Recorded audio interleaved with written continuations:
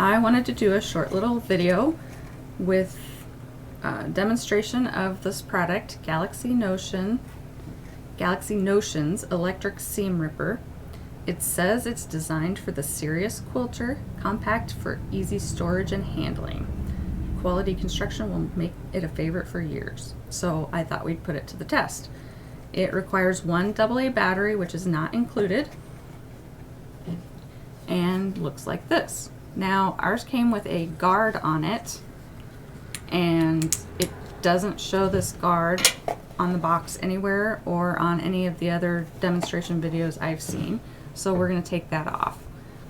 Now I've got a seam that I'm going to rip, and you just turn it on, and then you're supposed to be able to just go straight down and clip right through. And this is the first time I've used this, so it's not like I'm well trained in how to do this.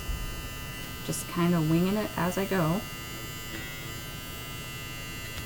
It's only going to work on straight seams that you can separate, like similar to this. And the video that we saw,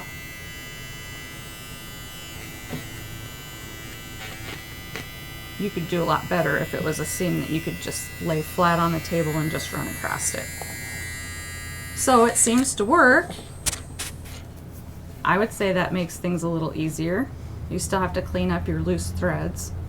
Although it looks like on this side, that thread is still in one piece. So a little less cleanup. And actually a little bit later, maybe we'll demo Aunt Pam's quilt sponge to clean up all those little threads. One of their selling points is that it won't cut your fabric, so we should try that too. And this part I did test a little bit, and yeah, I can't see that there's any way that it would cut anything unless you're right on a raw edge. Let's see if we can nick this up a little bit. So we can damage the raw edge, but I had to actually try pretty hard to do that. In any case, so this is the Galaxy Notions Electric Seam Ripper, and supposed to be pretty popular, and I think I see why now. It did make that a lot faster and easier.